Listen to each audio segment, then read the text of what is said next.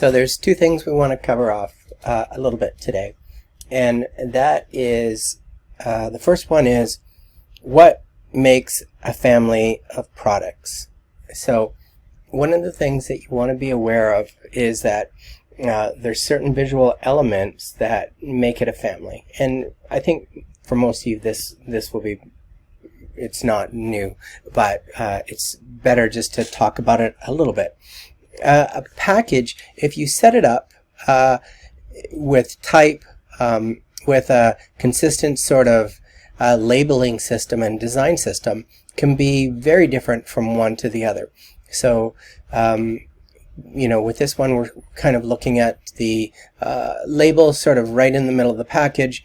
Each one of the packages has a very different illustration, but you can see that there's a consistent design system. And that, whether it's three different flavors of a type of packaging, or whether it's across different categories, you can still very much use your design system, so where that type is placed, where the illustration is placed. Also, from a very basic standpoint, the way you actually do the illustration. So you can see with this one, it's very, it's basically the same illustration, but they've reversed it up, and it is just a mock-up.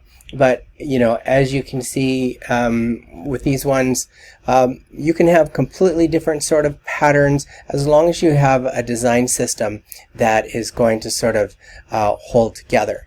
So and that is across the board. So as long as you have, it doesn't mean that the type has to go in the same place, but we should be able to look at these products, and whether they have completely different images, whether they're completely different colors, we should be able to look at them and go, oh yeah, that's part of that family. So that's sort of the first thing that I want to remind you of. The second thing that I want to remind you of is no matter what style of packaging that you're going for, it's very important that the type is somewhat legible, because most of these products are going to be seen from a distance. It's not like getting a document and putting it in your hands. So there is sort of minimum requirements, and a good rule of thumb is if you have if you have a very busy package, you have to find a place for that type to go. If your package is quiet, then the chances are that you could actually go, you can have packaging that is very quiet with very kind of sparse graphics. But if you had something like this, if that was covered in an illustration, chances are, unless you use some type of label design on top of it, it would be very difficult to actually see the type. So you have to watch out for the balance of typography versus imagery, making sure that the face of your products is clearly visible. So the other thing that we really want to cover off is, if your main information on the face of your packaging is the name of name of the company, name of the product, the listing of size of the product, then the other areas of the box or package have to be considered. So the sides of the product, and especially the back of the product, are great areas to do a couple things. So obviously, if you're having some sort of food product, there's a nutritional chart that has to go on it, and if it's a box, that's something where that could go very nicely on the side, along with secondary branding. The other types of things that are great for different areas of the packages are oftentimes on the back of the package, if you don't have to have nutritional facts on the back, having some sort of brand story is a great use of the back of it. And that, what that allows you to do is sort of continue the branding, but also have a romantic sort of, have the audience have a romantic attachment to the story behind your packaging itself, right? So you see that. So here's a great example of that. Heritage Rice Company, it really is this sort of combination of very traditional turn of the century approach with a woodcut and this from field to plate type thing, and the style of it of the illustration is very vintage. The color breaks are very kind of modern. But if you have a look at the backside, there's a pretty interesting balance. So you see the nutritional facts, which never look good, but they fit on there. Their social media fits on there. But also, if you have a look at this Heritage Rice Company, there's a nice little brand story about the actual company, and there's a lot of consumers that look for that look for the story behind the brand itself, because we're in an age where, with so many choices, people are taking the time to make sure that the choices that they're making fit with their lifestyle. So, if you believe in certain things, passionately, then why shouldn't that be reflected in, the products that you buy? So having a good brand story is a definite plus. Sometimes you can have a little bit of it on the front, but oftentimes you can actually have a couple paragraphs on the back that will help with that story. Along with an actual written brand story, oftentimes you can sort of look at a brand and see the story that it's trying to tell through different elements, right? So from the actual face of the packaging through to ads, you start understanding what the personality is of the product, and that really helps to get people to sort of buy in and become, followers of that product. And sometimes, really, this story is told through the design. So whether you have, you have a short story on the back, you want to decide, what is that story that you're trying to tell. So, when we were sort of looking at different design styles, you can look at this design style and kind of go, yeah, it definitely has a vintage feel to it, and it's this design style has been around, since the late 1800s, with the arc, very ornamental sort of approach.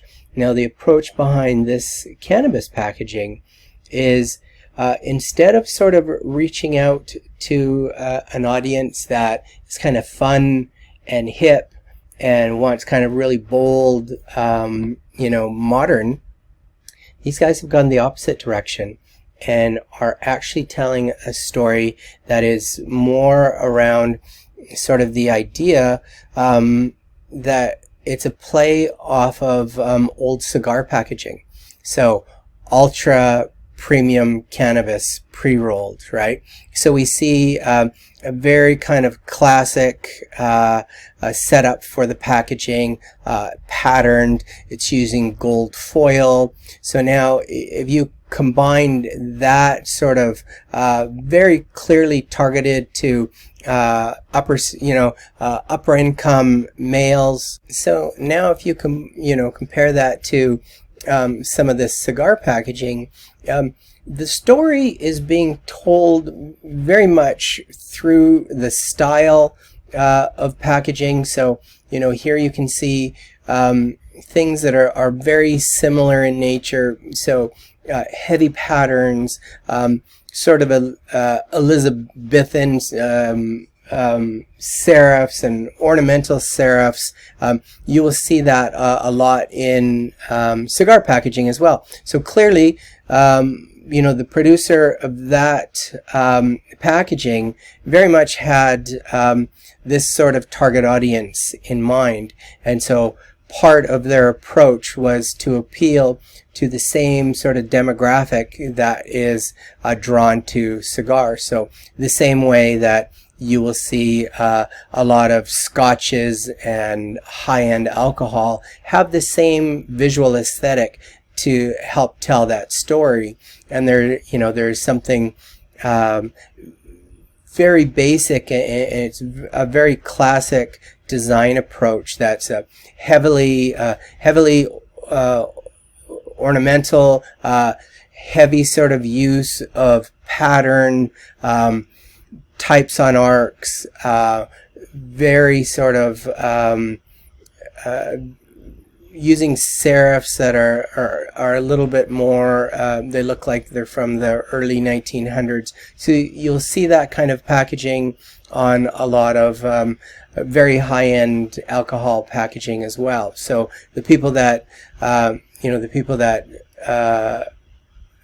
created the cannabis had the exact same thing in mind, and part of their story was to capitalize on that demographic. Sometimes the product can tell a story on the face of the packaging where it's very clear what the sort of target audience is and sort of the attitude behind the company itself. So this is a great example of starting an attitude and a story on the front of the packaging, and then taking the typographic style, taking the sort of attitude, and continuing that even onto things like the amount of content. So enjoy these 32 lovely ounces on your own, always pure and unsullified. So having a little bit of fun with the actual brand story while still sort of getting the main information out. And this is just a really good example of some of the ideas we looked at last week, which was one of the categories being icon, and a very interesting way to get across how hot some hot sauce actually is. And this is Crown Maple Sugar. So, think about some of the things that we talked about last week, where they take this sort of, very much a bit of a nod to past packaging. So a little bit vintage with the different changes in typefaces, the very sort of tight spacing, between the text, using a little bit of icon, but at the same time taking the opportunity on a larger face to actually tell the story. So sort of going through the home of the Crown Maple syrup, is perfectly situated in the historic Hudson region. So actually having the brand story on the front of the packaging. The same sort of idea here with Eastern Shore. So very much a kind of mix of styles that relies on very sort of the same thing, sort of dense typography, and then an actual paragraph to explain the brand. So a great example of packaging that sort of starts a style on the front and then actually expands upon it on the back side of it. So you still get all your nutritional facts, you get a story about where the actual olive oil came from, and it's a nice continuation of the actual brand story. So whether you have your brand story on the sides or it continues onto the back, or whether you use the actual face to get the personality of the brand out, it's a very important consideration to get that story across, to try and sell that to consumers.